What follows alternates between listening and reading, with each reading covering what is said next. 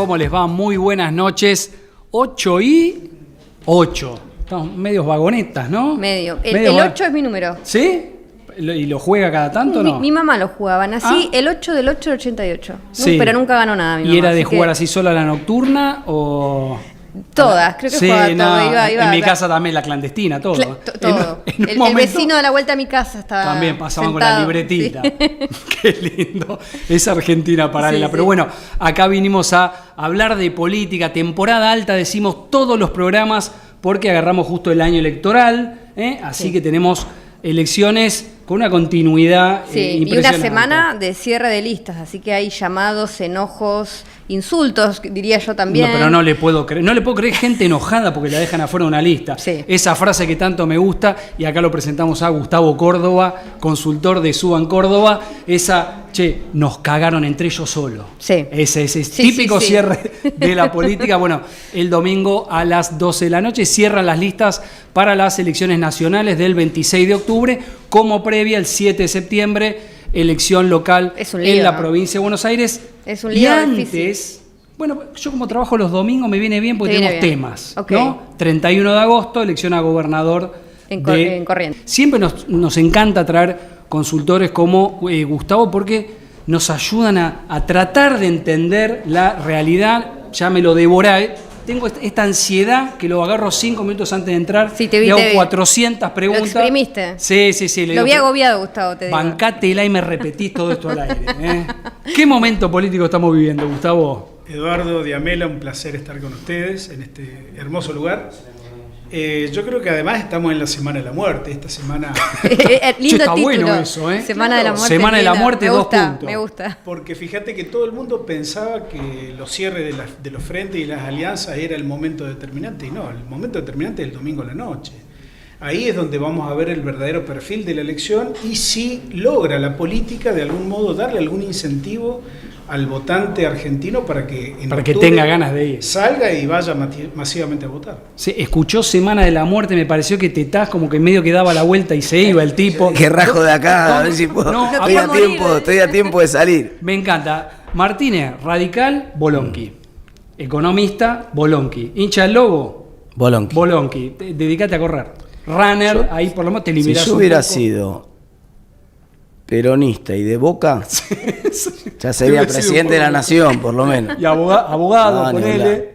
Y abogado, no. Bueno, que el quilombo económico creo que es un plus ahora de la economía. De hecho, Milei es presidente esencialmente porque en el medio de una crisis de 200% de inflación era el único que proponía algo, ¿no? O sea, los otros eran o abogados o... Digamos, no tenían la caja de herramientas para esa crisis. De un ministro de Economía que era abogado. Abogado, claro. ¿no?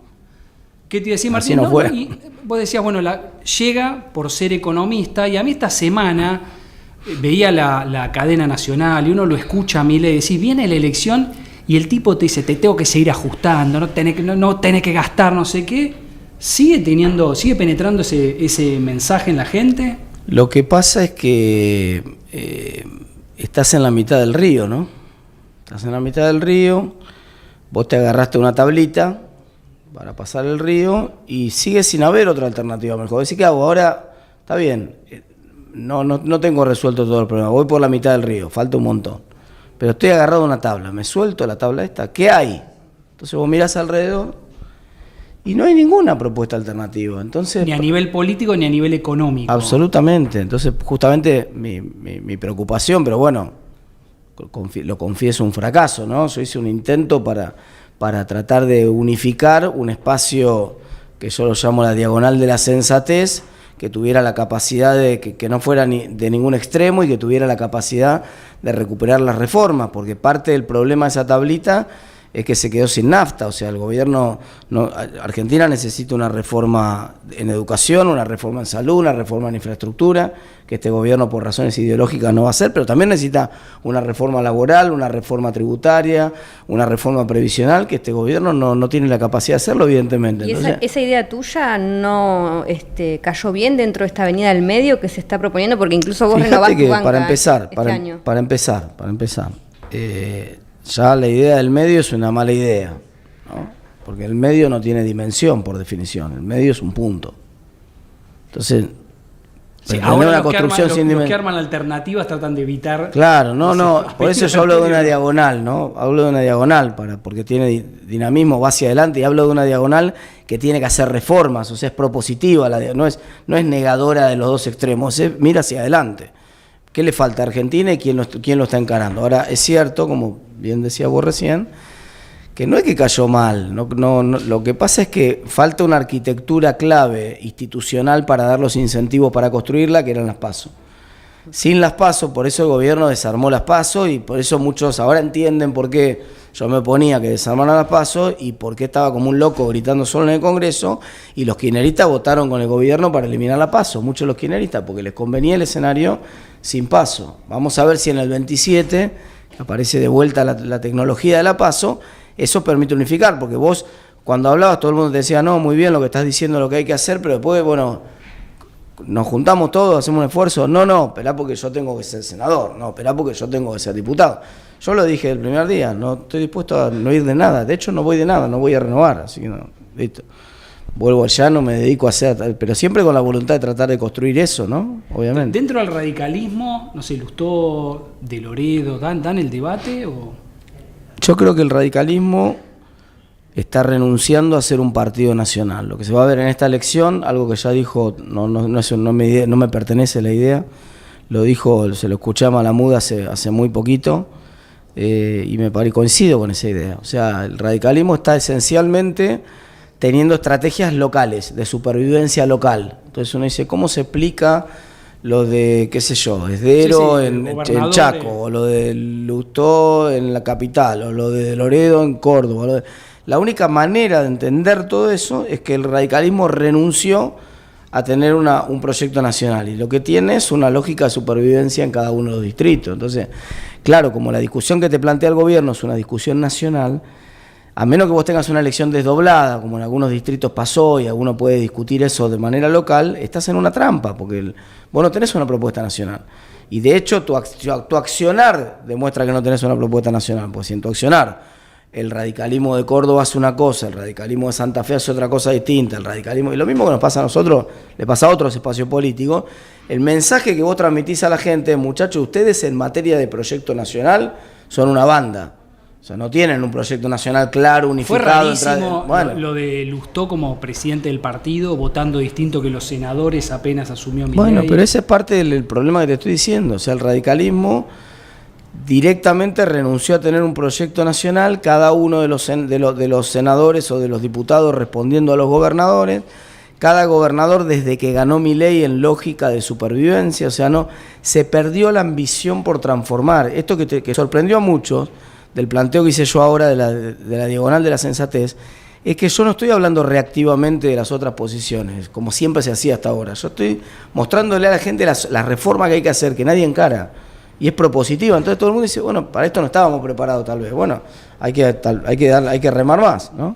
Gustavo, cuando recién mencionamos el tema Avenida del Medio, hace varias elecciones, cuando falta un año para la elección, bueno, empiezan a preguntar, todo el peronismo moderado o un armado progresista, no sé qué, 15 puntos, 10 puntos, 20 puntos, y cuando se empieza a acercar la elección, no, como que todo dice, bueno, kirchnerismo, Milei, ¿hay posibilidad de alguna construcción por fuera de la grieta, de la nueva grieta? Mira, vamos a ponerle un poquito de picante. Ahí yo opino distinto acá que el diputado. El medio, el centro democrático es mucho más que un punto. Yo creo que el centro es dador de gobernabilidad, justamente por los motivos que dijo Martín. Yo lo que creo es que de no existir el centro deberíamos inventarlo. Porque la grieta, así como está planteada hoy, y desde la ratificación del fallo de la condena a Cristina Fernández de Kirchner, vivimos una grieta más densa. Y el dilema de la grieta para la política, ¿cuál es? Te liquida intelectualmente, porque la grieta te soluciona todo de una manera automática. Y tenemos otro problema adicional. El triunfo de Milei supone y supuso en ese momento la ruptura del sistema de partidos. Milei le ganó la elección a todos, sin partido político, sin haber recorrido la Argentina, sin tener dirigencias. Entonces, veamos el panorama que queda después del triunfo de Milei en términos presidenciales. Todas las identidades partidarias quedaron en suspenso. Yo te diría, ¿viste LeBron James cuando se pone tal con las manos y hace así? Bueno, ese es el sistema de partidos políticos argentino. Ha quedado reducido a la nada misma. Más allá de algún voluntarismo y lo que fuere, yo creo que el centro democrático es una necesidad imperiosa para la gobernabilidad y para la democracia argentina. De hecho, creo que lo que falta es dirigencia con audacia. Fíjate, bueno, el caso más ostensible creo que fue previa 2019. Los 4 que se juntaron en la oficina de Guillermo Seita, el consultor, Pichetto, Massa, Schiaretti y Urtubey. Uno terminó vice de Macri, el otro que terminó con Cristina. Fue como una cosa. Y después, a mí lo que me pasa es, elección tras elección, son muchas veces los mismos dirigentes que te dicen, no, ahora vamos a armar el centro, Monzó, Randazzo. Falta audacia, Eduardo, falta audacia. De hecho, los integrantes de Provincias Unidas dicen, esto es algo nuevo, nunca visto. Bueno. Yo decía, vi varias, un poco. vi Me varias permito dudar. fotos de gobernadores, Sí. y después a la hora de cerrar alianzas o listas, al menos sería la primera vez, es cierto, Mirá, que confluyen en la una... potencialidad la tienen. En términos electorales a nivel país, el grito federal hoy representa un voto potencial de 10 puntos. Si vos tomás como referencia lo que sacó Schiaretti en la presidencial en la primera vuelta, y está creciendo un poquito. Eventualmente lo que hay que pedirle a esos dirigentes es que si el resultado electoral no es lo suficientemente importante para ellos hoy, que no decaigan en el esfuerzo de generar un polo de atracción en el centro, porque no sabemos lo que va a pasar mañana, no sabemos cómo va a ir Milei hasta el final de su mandato con la economía, y necesitamos evidentemente un polo político que esté anclado en el Congreso, que pueda por lo menos surfear un poquito, ¿no? Sí, la llegada de Milei fue tan rara que yo ahora con la pregunta que me obsesiona en función del ausentismo que se está dando en las elecciones, vos decís, bueno, la gente está diciendo esto no me interesa, ¿para dónde vamos a salir como sociedad después de Milei? No sé, ¿te lo preguntaste en algún momento? ¿Puede ser el momento de la diagonal de la Avenida del Medio? Yo creo que un factor que es importante es entender que Milei llegó con un discurso, un tipo de discurso más liberal, pero en la práctica tiene una posición más conservadora. Entonces, si Milei triunfa, y triunfa sobre todo, no solamente con la economía, sino si triunfan en el cambio cultural que está instalando, vas hacia una sociedad de característica conservadora. Yo digo, el modelo de Milei es un modelo parecido a las sociedades centroamericanas. ¿En qué sentido? En que los ascensores de movilidad social que representa la educación pública, por ejemplo, no es un problema de Milei esto es una cristalización o una confirmación. Porque el proceso de privatización de los hechos de la educación viene de los 90 y del 2000. Eso es lo que te iba a decir, porque vos venías de muchos partidos políticos, en lo que todos estamos de acuerdo con la educación pública, todos estamos de acuerdo que no tiene que haber pobre, y gestión por gestión. Lo que pasa es que antes, vos lo que tenías hasta ahora era la política que te decía, bueno, el resultado es malo, evidentemente. Muchos no se hacían cargo de que era consecuencia de sus propias políticas, pero te decían, el resultado es malo y trataban de esbozar alguna propuesta de solución de ese resultado. La novedad es que Milei llega y te dice, mira, el Estado no te da nada, ya está, yo lo que voy a hacer es que tampoco te lo cobre. Entonces no aspiro yo a que el Estado recupere su capacidad de constructor de ese ascensor de la movilidad social, de establecer a la educación en el centro de la discusión. De hecho, lo que te quiero garantizar es que no me voy a meter más ni en la educación, ni en la salud, ni en la infraestructura. Todo eso, el Estado se corre. Entonces, por eso digo, ¿hacia dónde vamos? Vamos hacia un Estado más bien centroamericano en ese sentido. Pero ahí la sociedad ya no le puso algún límite, por ejemplo, con las universidades. Porque esta es una sociedad, a ver, yo siempre trato de bancar a la gente cuando decís, no tiene ganas de ir a votar. Bueno, tiene sus razones para no querer ir a votar. Obvio, por pero supuesto. También, cuando pasó lo de las universidades se movilizó. Y ahí le dijo, bueno, Sí. con esto Con el no Garrahan jodas también tanto. se expresó la sociedad. Con el Garrahan de alguna manera también se Sí. movilizó. Sí, va ¿Vos encontrando. no ves un límite ahí o te parece que...? Lo que pasa es que está bien, porque el punto es un buen punto, porque hay islas donde el Estado todavía funciona, con todas las críticas que uno le hace. Yo soy un gran crítico de las universidades. En su momento, cuando milité en la universidad, lo hice para cambiarla, porque no estaba conforme con el estado de las universidades. Pero mal que bien vos tenés un fenómeno de que el mismo pibe que abandonó la educación pública o familia de clase media, que se fue a la privada en la primaria, que se fue a la privada en la secundaria, cuando vuelve a la universidad dice, no, la universidad funciona bien. Vota con los pies, te reconoce que la calidad, que el Estado ahí funciona. Otra vez, hay que corregir muchas cosas, pero funciona dentro de todo. Es una isla. Entonces, claro, la sociedad dice, mira, loco, lo único que me da el Estado, no me da nada. Yo entiendo que vos venís para que no me cobre más impuestos, te banco en eso, por eso te voté.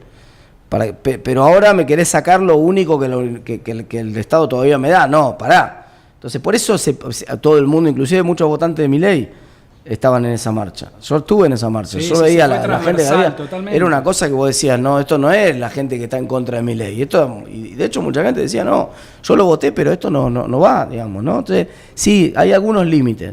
Pero en la descripción general, y por ejemplo, el Garrahan me encuentra también un punto parecido, porque todo el mundo reconoce que funciona. Ahora, en general, digamos, esa clase media que se fue de la educación pública a la privada, que se fue de la salud pública a la privada, que no tiene seguridad o te busca vivir en una torre o en un country o lo que sea. Con toda esa gente marida muy bien Milei, porque esencialmente el mensaje, lo que cambió en la política, que ya no viene nadie a decirle, quédate tranquilo, el Estado va a funcionar bien conmigo. Eso se lo prometía Massa. Pero Milei, que le dice, mira, ya está. Yo me voy a asegurar que no funcione más el Estado y además que en ese camino de que no funcione más el Estado te voy a poder devolver lo que vos ahora venís pagando. Vos pagás doble, vos pagás, no es que vos no pagás la educación pública, vos pagás la educación pública, pagás la salud pública, pero después tenés que mandar al pibe a la educación privada y ir a una prepaga. Entonces, y por eso tiene tanta fuerza el discurso de Milei, porque mientras persista esa situación insostenible, digamos, de la clase media masivamente pagando impuestos y masivamente erogando de su bolsillo la salud, la educación, la seguridad, y bueno, sigue habiendo tierra fértil para la propuesta de Milei. Yo ahí con el primero que me enojo, con los primeros, ya, y esto lo digo como ciudadano y no como periodista, son con los políticos que en el discurso apoyan la educación pública, en el discurso apoyan la salud pública, y la destruyeron de tal manera que permite que venga otro. Bueno, vos decís, el otro viene con su... Claro, el problema de la clase media, que esto, que podía irse de la escuela pública a la privada, pagar seguridad, lo que fuera, prepaga, hoy ya no le alcanza el sueldo. Pero mira, ahí el voto a dónde va, y retomando lo que decía Eduardo, bueno, si no le va muy bien al gobierno en esta elección, o en el 2027, ¿cuál es la opción? Mira, algunos la ven, yo no digo que vaya a ser la opción, pero te voy a poner un punto para que veas hasta dónde llega algunos empezaron a tener racionalidad. El otro día voy a Blender, ¿no? Y estaba antes de la entrevista mía, estaba Grabois, le estaban haciendo una entrevista a Grabois. Me quedé a escuchar la entrevista, y ¿qué dice Grabois en un momento? Algo me pareció muy interesante. Dice, no, porque nosotros, esto no va más, qué sé yo, bueno, nosotros tenemos que volver. Pero cuando volvamos, dice, no puede funcionar la salud y la educación como funcionaba con nuestro gobierno. Nosotros tenemos, claro, por supuesto, tenemos que tratar de recomponer los salarios docentes, los salarios de los médicos, pero tenemos que exigirle. El que es maestro y el que es médico no puede faltar. No podemos tener el 30% de ausentismo que tenemos, no podemos tener... Porque esa es la causa por la cual la clase media masivamente abandonó la educación pública, porque no funcionaba. Y porque si vos no podés ir a laburar, la madre, que sobre todo es un problema que afecta más a las mujeres que a los hombres, la madre, que si no tiene que hacer las tareas de cuidado del hogar por cómo está organizada la sociedad, todo es lo que uno trata de combatir, pero es así, digamos, la madre te dice, mira, yo si el pibe no está en la escuela y si me llaman todos los días que hay paro y tengo que venir a buscar al pibe, no puedo laburar, yo no puedo, o tengo que aceptar un laburo de changas de entrada y salida que me permite entrar y salir del mercado de trabajo fácil, pero si quiero un buen laburo que me pague bien, no puedo. Entonces, ¿sabes qué? Mirá, lo mando al pibe a la parroquial, o a una mejor si puede, cada uno como pueda, ¿no? ¿Me comprendés? Entonces, en la medida que no se comprenda en el diagnóstico, que la clase política no comprenda que eso ocurrió, como sí lo está comprendiendo, por eso te marqué, mirá que no te fui a buscar, te fui a buscar a alguien con el cual no comparto nada, pero es un tipo de un espacio político completamente distinto del mío, que no comparto ninguna idea, pero que esa la vio, que eso lo entendió, que entendió que el error había sido, que hizo una mea culpa, che, acá nos mandamos una cagada. No es porque sí que la clase media se fue del sistema público al privado, que la clase media se va a un departamento que tiene seguridad, o se va a una propiedad que tiene barrio cerrado, o que trata de poner una alarma, digamos. Cada una de esas cosas, vos tenés gente dentro de la política, aunque vos te parezca que no, tenés alguna gente de distintos partidos políticos que la está viendo esa. Bueno, hay que ver después si tienen capacidad de reaccionar. Hablamos, Gus, ya nos fuimos al 2027, pero bueno, conversando un poquito antes de entrar al programa, me haces un análisis interesante de lo que puede ser la elección nacional del 2025, tomando como parámetro, si no entendí mal, lo que fue la primera vuelta del 2023. Y decías, la mayoría de las fuerzas opositoras más o menos va a repetir su performance, pero guarda que aunque gane, el gobierno, si suma Milei más Bullrich, no van a ser 50, sino que serían en el mejor de los casos 40. ¿Entendí más o menos bien? Sí, perfecto. Es como dicen los economistas, ¿no? Mientras cambia una variable, el resto permanece igual, ceteris paribus, una condición de la economía. Lo que nosotros estamos viendo es que, fíjate, Bullrich más Milei deberían sumar 50 puntos. Hoy el gobierno, con mucha suerte, con mucho viento a favor, vamos a suponer que mantienen el nivel de actividad económica y la mejoran, cosa que logren impactar un poquito en el poder adquisitivo de la gente, puede obtener por encima del 40%. Yo no creo que llegue al 40%. No obstante, es una muy buena elección. Comparemos, por ejemplo, con la de Macri en 2017, que sacó 41, 40,7. Sí. Es decir, va a estar en un volumen, en un porcentaje muy parecido. Va a ganar en muchas provincias, no en todas, pero va a tener un triunfo claro a nivel país. Ahora, ¿cuál es el problema? Que si lo vemos de la perspectiva de los mercados, hay casi un empate, porque el peronismo, a pesar de que no presenta lista en todo el país, va a redondear un promedio de casi 36, 37 puntos. Es decir, notablemente muy parejo. Schiaretti, el grito federal, nosotros lo tenemos en cerca de entre 8 y 10 puntos. Fíjate que mejorando relativamente lo que sacó Schiaretti en la primera vuelta. Bregman, que sacó 3 puntos y algo. Sí. La izquierda hoy está repitiendo esa elección en todo el país. Así que fíjate, están todas las fuerzas prácticamente en los mismos valores de la primera vuelta. Lo único que no logra representar ese 50% es el gobierno. Y ahí te diría, el perfil del votante que más se ausenta hoy es justamente... Iba a eso. Tiene una matriz de haber sido votante de Bullrich y de Milei en primera vuelta. Tiene entre 25 y 35 años, es decir, que podemos hasta imaginar que es el habitante de los núcleos urbanos más importantes de la Argentina que le ha impactado mucho más la recesión económica que estamos viviendo. Y en la elección de la provincia de Buenos Aires del 7 de septiembre, ¿no puede haber un votante de clase baja también repodrido, por más que el ajuste sea de Milei, etcétera, votante peronista que no vaya a votar? Y eso ya pasó en el 21. Acordate, Eduardo, que el peronismo hoy en octubre defiende la peor elección de la historia en términos legislativos, ¿no? En el 21 sí. El peronismo sacó 30 puntos promedio en todo el país. Es decir que en provincia de Buenos Aires el peronismo fue la pandemia, básicamente. Le hizo perder al peronismo un montón de voto popular en Capital Federal y en provincia de Buenos Aires. Así que sí, yo creo que sí. El dilema es que ese votante hoy es más de Milei que del peronismo. Y yo lo que veo es que, lejos de cambiar la identidad de ese votante, prefiere quedarse en su casa y no ir a votar. No sé si va a volver a votar a Milei en un futuro, es probable que sí. Pero en el momento yo creo que ese votante... Vos el fenómeno del ausentismo lo relacionás con desencantados de Milei. Indudable. Además, fíjate que no hay incentivos para ir a votar. Vos decías que te ponías del lado del votante, y es notable. Recesión económica, clima de violencia política inusitada y además una sensación de que la política no te resuelve nada. Ese es tremendo, ¿No? El último es Entonces, tremendo. Fíjate esto, ¿a quién le cambia la vida esta elección intermedia? A los que son electos. Únicamente. Digo, nada más alejado de la realidad de la gente. Martín, me vuelvo a esa idea de que nos aferramos a la tablita, estamos en la mitad del río. Ahora te pregunto como economista, ¿vamos a llegar a la orilla? Las variables, ¿ves la meteorología económica? En materia de estabilización, sí. O sea, se va a terminar la inflación en Argentina. Este gobierno va a tener éxito en terminar la inflación.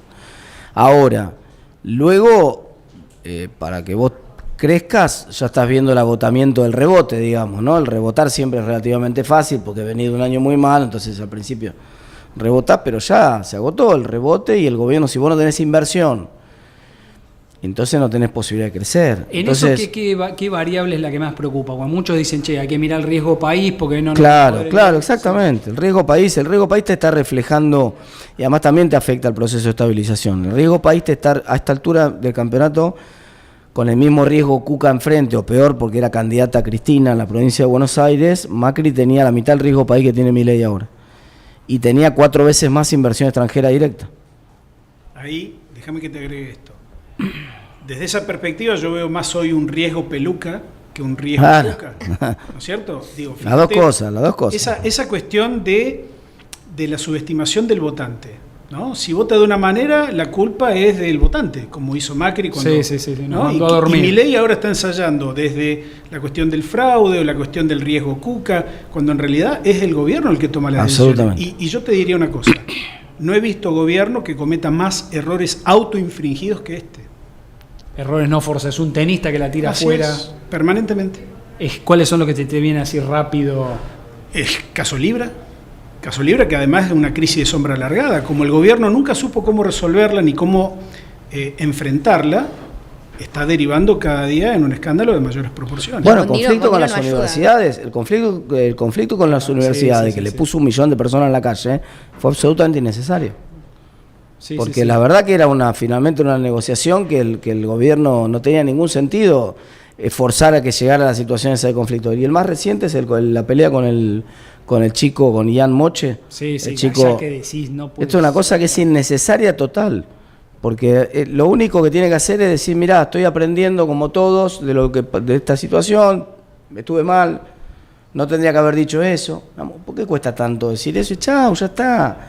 No, ahora genera una situación de enojo en un montón de gente innecesario que no le garpa. Porque, por ejemplo, vos podés tener esta cuestión de me planto con un tema pero hago el ajuste fiscal, se entiende. Entonces vos te plantás pero tenés un resultado a la mano.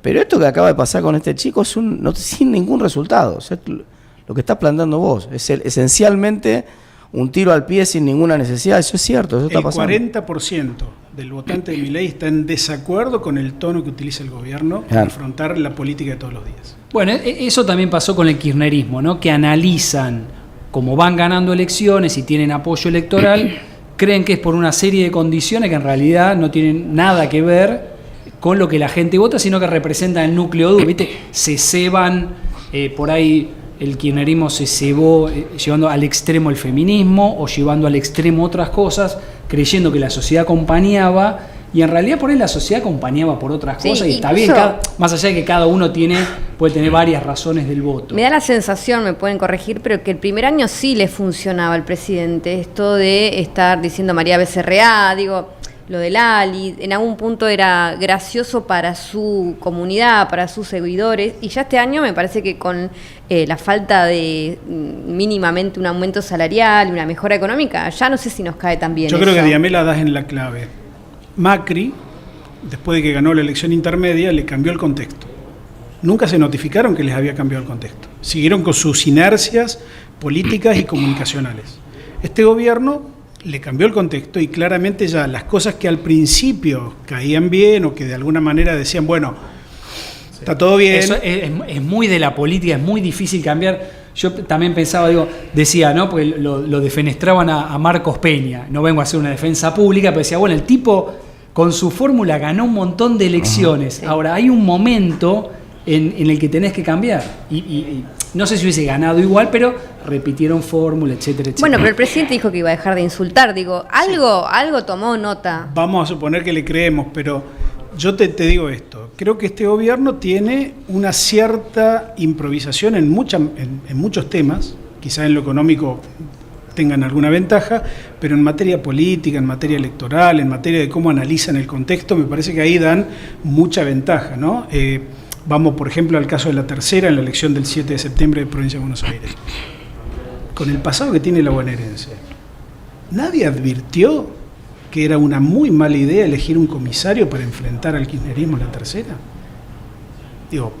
Por Maximiliano Bondarenko, ¿no? Que encabeza la... A ver, yo soy nacido en Berazategui, así que imagínate si conozco o no el conurbano. Entonces, creo que fueron muy livianos en la mayoría del país.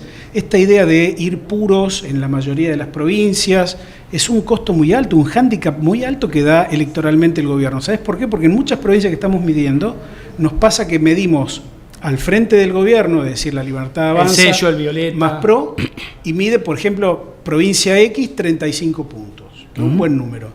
Cuando vos le pones nombre y apellido y la cara, porque va a ser boleta única, ahí se cae a pedazos cuando ahí lo se conoce. cae 10 puntos, 15 puntos. Y la posibilidad de remontarla es relativa porque ahí, y déjame decirlo en estos términos, los gobernadores saben muy bien el valor de tener diputados y senadores propios. Le van a disputar hasta el último voto al gobierno. Entonces, yo diría que ahí hay un síntoma, digamos, de esta improvisación que tiene el gobierno, que la veo evidente casi todos los días. Incluso un comisario, de Berazategui creo que hubiese caído mejor que uno de Florencio Varela, ¿no? Porque no sé cómo va a impactar la denuncia del gobernador Axel Kicillof con estos vínculos de estos comisarios y la policía con campañas, pero sí es cierto que no hay una buena idea de la policía, menos de Florencio Varela, donde hay mucha inseguridad y donde siempre se sabe o se supone al menos que la policía tiene algún vínculo por fuera de su actividad. Se supone con bastante... Me estoy atajando por las dudas. Vuelvo a lo del riesgo Cuca o riesgo Peluca y a lo que decías Martín, esto del riesgo país y la falta de inversión. O sea, no se invierte y no baja el riesgo país por Milei o porque puede volver ya no Cristina. No, por eso te digo, a ver, primero, es evidente que, te decía, y el doble de riesgo país que el que tenía Macri a esta altura de campeonato y el riesgo enfrente era el mismo, ¿no? Ahora, al mismo tiempo, si el éxito de un plan de estabilización depende del quien gana la próxima elección, entonces no estabilizaste. O sea, la clave de un proceso de estabilización, por eso es tan importante, no se puede... Acá siempre parece que los mercados están esperando el más resultado. yo lo entiendo como estrategia electoral, lo entiendo. Che, miren que soy yo, se va toda la mierda. Vótenme a mí porque si ganan estos son los riesgosos, miren que si ganan estos se va toda la mierda. Pero guarda, porque eso... Viste como la del pastorcito, o sea, en un momento te puede ser realidad, o sea, guarda porque ganan los tipos, porque alguna vez van a ganar, claro. O sea, o eso o algún otro, vos no vas a ganar 50 elecciones seguidas, porque además ni siquiera podés ser reelecto más de una vez, así que vos, en algún momento, entonces ¿qué quiere decir? Que en ese momento se va a ir toda la mierda, porque si se va toda la mierda dentro de 6 años, si yo ya sé que se va dentro, ¿por qué voy a invertir hoy? O sea, el inversor mira así, el inversor... Es interesante porque disculpa Gus, es exactamente al revés de los países normales. Donde gane quien gane, ciertas políticas se mantienen. Pero entonces, de acá, pongo la guita ahí, de acá te gobierna, no tan lejos. Te gobierna un comunista, perdóname un segundo, te gobierna un comunista en Chile. No pasa nada, o sea, no se te dispara el dólar. Porque el tipo además te dice, che, no puedo dar un IFE porque si doy un IFE se me va la mierda. Te lo dice el comunista. Sí. Te gobierna un comunista del siglo XVIII en Perú, digamos, y no, como hay 16 años de independencia del Banco Central, la moneda está estable. Te ganó un tipo de izquierda en Uruguay, que venía un tipo de centro derecha gobernando, no pasa nada. Lo mismo en Brasil, te ganó un tipo de izquierda, venía un tipo de derecha, no pasa nada. No, y acá es bravo porque aparte hasta votamos leyes que parece que van a dar intangibilidad y no sé qué, y en el fondo sabe que después me entonces fíjate lo que te está pasando. Fíjate lo que te está pasando. Para que no, en realidad. Fíjate lo que te está pasando esta semana. Déjame plantear esto. Fíjate, dale. Para mí, el kirchnerismo era el villano casi en exclusiva. Yo no puedo entender ni la presidencia de Macri ni la presidencia de Milei sin el concurso del antikirchnerismo. Sí. ¿No? Es decir, uno ve la colina de este pueblo y bueno, ahí veíamos clarito al kirchnerismo como el villano principal. ¿Qué estamos viendo nosotros desde hace 3 meses a esta parte? El mileísmo, como categoría de análisis político, si se quiere, clivaje es la palabra que usamos los politólogos para identificar la fractura política de una sociedad en un momento determinado, el clivaje mileísmo, antimileísmo, por primera vez el antimileísmo ha superado en porcentaje al antikirchnerismo. Si esto va a tener impacto o no en octubre, no lo sé, posiblemente no, posiblemente tenga más sentido pensar en el 2027, pero sí está claro que hay algo que muchos pasan por alto. El kirchnerismo como fuerza política ya van 3 turnos presidenciales que no logra montar una candidatura con chance de victoria. Vamos a los hechos. Sí.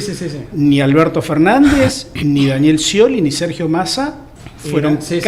Entonces, creo que el antikirchnerismo como una cuestión cultural y política al mismo tiempo, clivaje, vuelvo a insistir, hoy está siendo amenazada por este nuevo villano, el antimileísmo, que vamos a ver que se alimenta de mucho kirchnerismo, pero también de mucho no kirchnerismo. A ver. ¿No? Si uno piensa en su círculo, uno conoce gente bastante anti-Milei que no es kirchnerista, ¿no? Los del centro sería.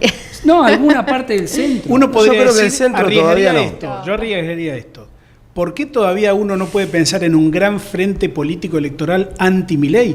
Porque gran parte de ese frente sería preguntaste en uno de los estudios del frente anti-Milei, y había un número relativamente alto. 48%. Sí. Bueno, es que ahí estaba el factor de ahí discúlpame, yo creo que volvemos a lo mismo. Pones frente anti-Milei, color X, maravilloso. Le pones las caras. Ese es el dilema.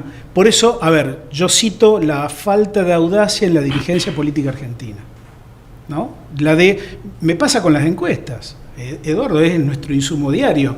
La política no la cuestiona la encuesta, la consume y le sigue como si fuese un mandato, y en realidad hay que desafiar los datos. Yo te diría, los últimos dos audaces de la política argentina fueron Néstor Kirchner y Javier Milei. Los dos llegaron, pero el resto son, te diría... Sí, si se hubiesen guiado por los números, Milei hubiese sido ministro de Economía de Bullrich. Y hay una realidad hoy, tenemos un votante que ya no es el votante sumiso del 83, que te votaba lista 2, lista 3, de presidente a consejero escolar. Para agregar nombres en ese frente anti-Milei, el que lo viene pensándose bastante, creo que Martín lo debe saber, es su tocayo Martín Lustó, pero que también se ilusionaban al menos con una independización de Kicillof. Siempre está como dando vuelta esa idea de un peronismo no K con radicales y de otros espacios, pero bueno, no termina de confluir nunca. No sé si... Bueno, de hecho, perdóname, el peronismo no K fue parte de Cambiemos.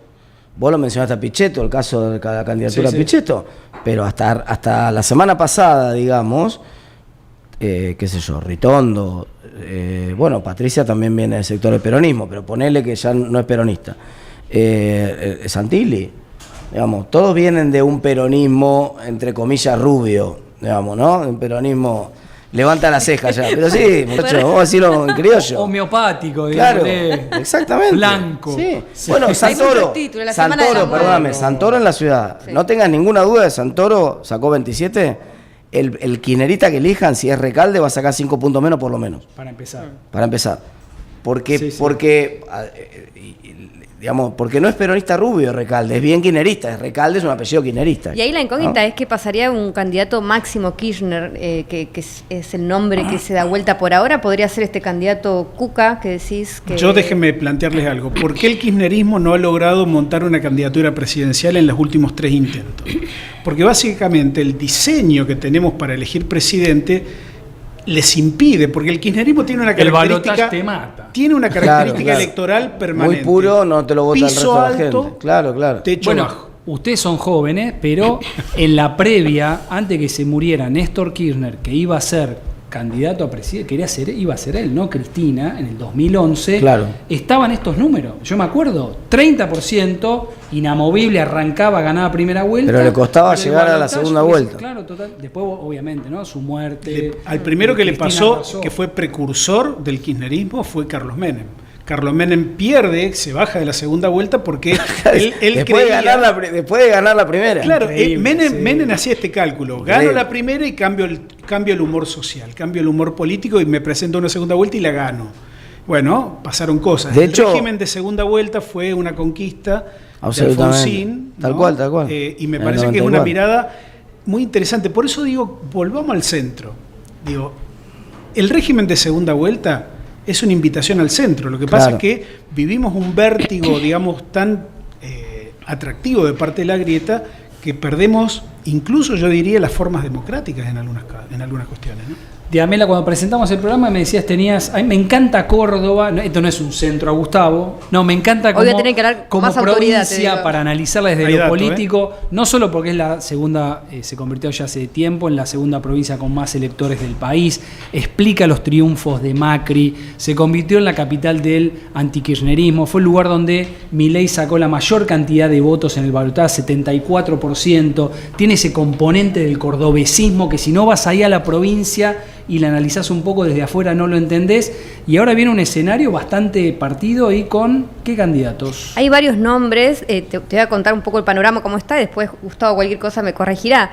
El candidato claro del oficialismo es Juan Schiaretti, va a ser el estreno de esta alianza Provincias Unidas. El problema que está teniendo ahora el cordobesismo, el peronismo cordobés, es que está Natalia de la Sota como candidata y están muy entusiasmados por poder sumarla y que vaya segunda de Juan Schiaretti, Natalia está negada hasta ahora, hasta el momento. Y después está la Libertad Avanza muy fuerte, aunque Juan Schiaretti también tiene buenos números, pero la Libertad Avanza no da nombres todavía. Estaba la posibilidad de que fuera Rodrigo de Loredo, cuando todavía existía el radicalismo en lo que fuera unido. El radicalismo tuvo una interna muy difícil, que incluso va a ir con la lista 3, es en la única provincia que va a ir con la lista 3, Ramón Mestre. Ramón Mestre. Y bueno, de Loredo quedó colgado, la verdad es que quedó colgado. Hasta estos días le estaban ofreciendo el número 3 de la lista de la Libertad Avanza. El tema es que ya no cotiza como antes, Rodrigo, y además tampoco cayó muy bien la votación en la Cámara de Diputados, donde se estuvieron tratando estos proyectos del presidente. Entonces hay algunos que no lo quieren mucho, que dicen le van a dar el 6 o tal vez ni siquiera eso. Pero bueno, en concreto la Libertad Avanza mide bien, pero todavía no hay números, no hay nombres, perdón. Se decía Bornoroni. Bornoroni lo que dice, claro, Bornoroni lo que dice, a mí en su momento me lo dijeron. No hubo una nueva propuesta. Mirá que como te dicen yo no quiero ser esa nata. No dice eso, bueno, no dice eso, pero sí lo que dice es el gobierno tiene un mecanismo de armar las listas, que lo repite en todo el país, que es poner puros, pero hasta último momento, bueno, con el caso del comisario Florencio Varela lo hizo igual, hasta último momento no dio nombres ni indicios de quién iba a ser, así que la cabeza de lista de Libertad Avanza es una incógnita todavía. Y después, bueno, está en la lista 3 del radicalismo, que eso me parece lo más particular, que ellos lo que están viendo es que, bueno, puede haber unos 20 puntos, ¿no?, por fuera de la polarización, que se van a dividir entre Natalia de la Sota y, claro, y Ramón Mestre, que dice, bueno, entiende él que tiene que tener unos 10 puntos, para menos para ingresar él. Y ahí está. No da, ¿no? Te da 120, mirá, como algunas encuestas. La seña del truco. Sí. 120, como algunas encuestas. Sí, pero bueno, a ver, después también. Pablo Carro, el kirchnerismo va por afuera, que el kirchnerismo nunca, siempre tuvo. Coti San Pedro es la candidata del kirchnerismo. ¿Coti San Pedro? Sí. Bien. Hay 3 listas peronistas. Te quiero agregar una cosa, nada más del actor más importante ahí, que es Martín Yarlora, ¿no? Porque es un actor que habla con todos los espacios, con todos los dirigentes. Me dijeron que lo quiso mandar Schiaretti a la ciudad de Buenos Aires. Te iba a retomar esa teoría, porque hay muchos que dicen, en el fondo, Martín Yarlora, sospechas, ¿no? En mucho preámbulo, vamos a ponerlo, hay un apoyo de una Natalia de la Sota por afuera. ¿Por qué? Porque en el fondo no le conviene un Schiaretti ganando con 50 puntos, con un Schiaretti que diga... se apuró un poco apenas asumió, dejó trascender sus proyectos presidenciales, ¿no? Se peleó con Milei y ahí medio que Claro, en una elección, recordemos, del 23 que no le fue tan holgada, no fue tan holgada con un Juntos por el Cambio totalmente unida. Entonces, bueno, algunos dicen, no quiero un Schiaretti fuerte que de pronto en el 27 diga, quiero volver. 3 puntos a juez, creo, nada más. Sí. Incluso estuvieron contando votos hasta último momento. Contando votos, juez, entre el 2007 y el 2000. Sí, que incluso le habían ganado el Tribunal de Cuentas, Juntos por el Cambio. Después hicieron como una maniobra para que no quede para Juntos por el Cambio con la potencia que tiene el Tribunal de Cuentas. Pero digo, fue una elección muy ajustada. Entonces, la idea de Yarlora, obviamente, seguir en el poder, y un Schiaretti fuerte que de pronto en el 27 diga quiero ser gobernador, tampoco le sirve. Vos, Gus, ¿cómo lo ves que estás ahí con información caliente? Ese es el defecto de la boleta única. Cuando votás muchas categorías, a medida que te alejas de la categoría principal, que es gobernador, cada vez que te acercás a la última categoría va aumentando de manera progresiva el voto blanco. Esto pasa en Mendoza, pasa en Córdoba, y es un mal diseño. Es decir, cuando un sistema... No tenés la opción... Sí, pero es muy sofisticado. Déjame decirte esto. Cuando tu sistema electoral no alcanza a registrar acabadamente la voluntad del elector, es un mal sistema. Totalmente. Entonces, sí. Yarlora pierde el Tribunal de Cuentas básicamente por ese voto en blanco. Ahora, Córdoba yo creo que tiene una característica central. Ha tenido un protagonismo creciente. La presidencia de Macri y la presidencia de Milei son claros ejemplos de ese voto antikirchnerista. Hoy, te diría, Córdoba es la provincia que yo me paro para decir... los libertarios tienen 35 puntos por partido, y cuando vos vas a los números reales con los candidatos, ya sea las hipótesis son Bornoroni, de Loredo o el propio Luis Juez, ninguno supera el 30%. Y en todos los escenarios que nosotros hemos hecho de manera prospectiva, Schiaretti gana absolutamente en todos, con Natalia de la Sota por fuera del peronismo de Córdoba o por dentro, siendo número 2 de Schiaretti. Así que yo te diría que ese escenario yo lo pondría como una incógnita hasta el final, pero donde el gobierno puede perder. Así que imagínate la lectura de los mercados el día siguiente. La provincia donde Milei sacó la mayor cantidad de votos en el balotaje. En el balotaje, Claro. siempre el lunes quilombo. Es una cosa tremenda. Siempre Córdoba haciendo lío. Sí, sí. Martín, volviendo al tema del radicalismo, ¿imaginás un debate post 27 de octubre? Tienen la convención igual en noviembre. ¿De qué hacemos, para dónde vamos? Sí, yo creo que, primero, un punto que yo reniego mucho, pero lo voy a hacer una vez más acá, ¿no? El contexto es de crisis de todos los espacios políticos. Inclusive hasta dentro del oficialismo hay crisis dentro del espacio de Milei, ¿no? Dentro de un contexto donde se sacudió toda la política y hay crisis de todos los espacios políticos, además el radicalismo es un lugar donde nos gusta discutir. En otros espacios políticos son más verticales, las crisis son de ruptura directamente y se fragmentan y se terminó y cada uno se va por su lado. El radicalismo nos gusta más de la discusión. Entonces la pregunta es sí, absolutamente. O sea, después de la elección, nosotros venimos además de una elección mala local, ¿no? De la elección de la ciudad, como que ya meritaba una discusión y que esa discusión no se dio en profundidad porque está la elección siguiente y hay que manejar ideas de nuevo. ¿Y la de ahora? ¿Con Manes senador, Lustó diputado? Por eso digo, seguramente después de la elección veremos el resultado, pero sin ningún lugar a dudas va a haber un debate profundo que va a arrastrar todo el proceso electoral de la ciudad de las dos elecciones y que además va a haber una discusión porque hay que elegir a fin de año el presidente del partido y hay esto que te decía, la discapacidad del radicalismo, dejame usar esa palabra a propósito, para encontrar un proyecto nacional y una candidatura nacional, bueno, hay que saldarlo, hay que debatirlo eso. Ahí te agrego, Eduardo, que para esa... Te escuché decir Manes va a ir candidato a senador. ¿Por la ciudad de Buenos Aires? Sí, que va a pasar, se muda básicamente, ya estaba mudado físicamente, pero electoralmente... Bueno, es bastante común. Ya. Sí, él va a ser candidato a senador de Ciudadanos Unidos y Martín Lustó candidato a diputado. Se van a cambiar de cámaras. De cámara. Pero lo que te iba a agregar, que para la discusión de fin de año, como bien dice Martín, va a estar la convención y después también la UCR elige presidentes de bloque, todos esos debates se van a dar a fin de año.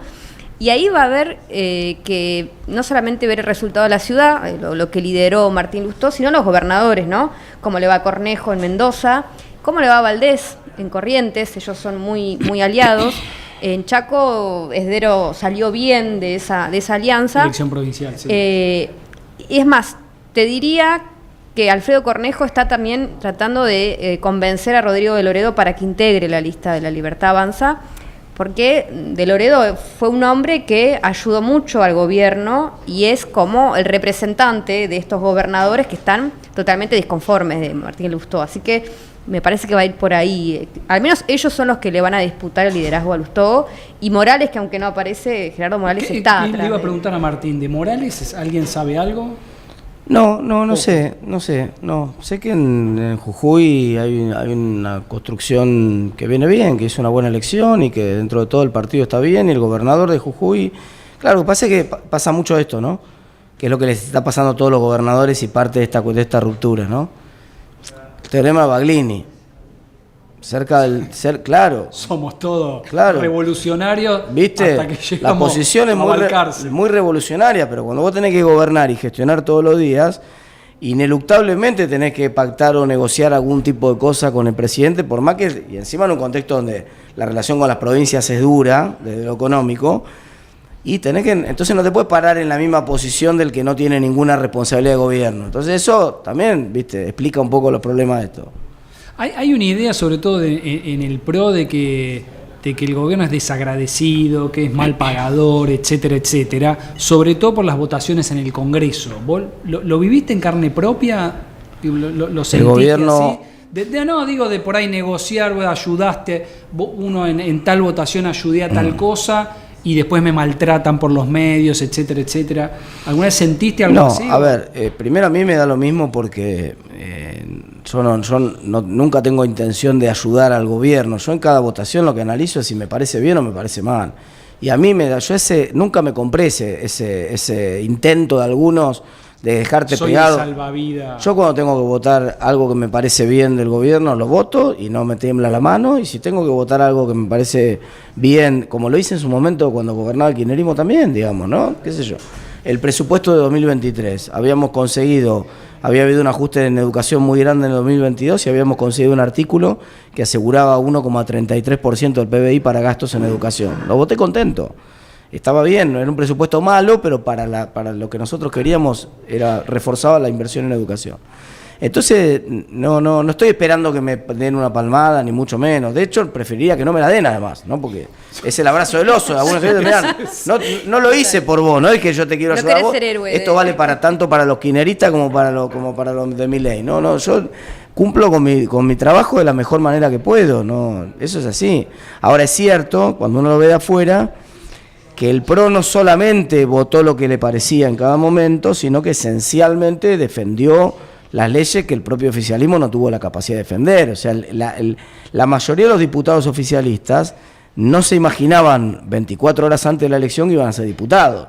Fueron en lugares que no pensaban que iban a entrar. Se está notando bastante. Se nota, entonces el nivel yo te digo, el nivel de la Cámara de Diputados, de los diputados oficialistas, salvo honrosas excepciones, el nivel es un nivel de muy poco protagonismo, de muy poca formación en los temas y de una incapacidad manifiesta para defender cualquiera de las leyes. Las leyes hoy esencialmente las defienden los diputados del PRO. Entonces, y después la verdad que cuando uno merece la campera de egresado violeta. Cuando uno ve el tipo de acuerdos a los cuales llegan, la provincia de Buenos Aires, es opinado porque en la provincia de Buenos Aires, mal que bien, nadie tiene nada, ¿no? Después hay que ver cuánto mide cada uno, pero nadie tiene nada concreto. Pero el acuerdo que lamentablemente el PRO cerró en la ciudad de Buenos Aires es una falta de respeto hacia el PRO porque es una ciudad que está gobernando hace 16 años una fuerza política, que además fue muy importante para que el gobierno se pudiera sostener en los primeros 2 años, y le dicen, para vos está el 5º y el 6º diputado, y además mirá que fulano y mengano no, ¿eh? Es que le ganaron el 18 de mayo, le ganaron el partido de ida 4-0. Bueno, está bien, pero te ganó el partido de ida 4-0, es verdad, pero los partidos van y vienen. Vos hoy ganaste 4-0, la semana que viene te va a tocar perder. Si tu lógica de construcción es que cuando yo te gano 4-0 es sumisión, prepárate porque mañana vas a perder vos 4-0. Y cuando pierdas 4-0 te van a someter a vos. Bueno, eso uno lo escucha, ¿no? Que hay mucha gente esperando al gobierno. Sí. Claro, se va a generar eso, porque vos, digamos, no podés faltarle respeto sistemáticamente a la gente. Hay algunas cosas que son casi, te digo, pero bueno, el acuerdo se dio igual. Yo soy uno de los primeros, lo siento como un fracaso personal, porque yo aspiraba a que mucha gente que me parece valiosa del PRO formara parte de la diagonal de la sensatez, de un espacio amplio, que fuera una tercera posición competitiva en la ciudad. Jorge Macri quería y Mauricio no. ¿Te escuchaste o te llegó algo así? No escuchó eso. No, al contrario. Yo sé que, digamos, no sé qué fue lo que terminó digamos, girando la balanza. De hecho, fue uno de mis errores de análisis político. Yo estaba convencido que no podía hacerse ese acuerdo, por la forma en que le faltaba el respeto al PRO directamente de La Libertad Avanza. Pero vean, por ejemplo, la recta final de Mauricio Macri. Boicoteó la campaña de Larreta, boicoteó la campaña de Patricia Bullrich, le entregó el gobierno a Milei sin negociar absolutamente nada. Recuerden que en esos días decían, no, lo vamos a controlar en el Congreso. Y ahora le entrega el PRO también un acuerdo en bandeja a La Libertad Avanza, ¿no? Yo creo que hay malas decisiones estratégicas que a la larga se pagan. El sistema de partidos políticos tampoco colabora, porque está todo estallado, está todo fragmentado. Entonces, bueno, habrá que esperar un partido de centro derecha que equilibre un poco, ¿no?, esta cuestión de la gobernabilidad. Yo ansío que, si no es el PRO, sea un partido equivalente, pero rápido, porque evidentemente hay un desbalance y hay una desproporción. El gobierno se va a quedar con el objetivo en octubre de evitar los 2/3. No va a tener mayoría para un quórum, va a reemplazar, seguramente va a tener una bancada en diputados que va a superar los 90 las 90 voluntades. El peronismo va a ser una elección mejor que la del 21, va a meter más diputados que los que manda la Casa ahora, con lo cual va a quedar una sensación también de empate. Habrá que ver si el gobierno no incorpora esta cuestión del consenso y del diálogo como una herramienta de construcción de poder. Habrá que ver hasta dónde llega, ¿no? Porque la crisis económica que todo el mundo está evaluando es después de octubre, no antes de octubre.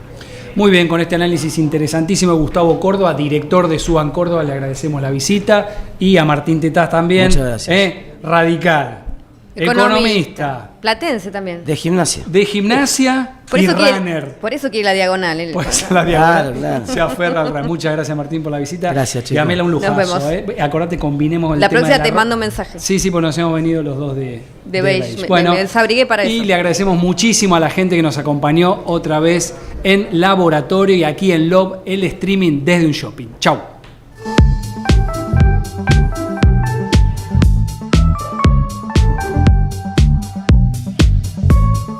Este invierno, Tucumán es la casa a la que querés volver.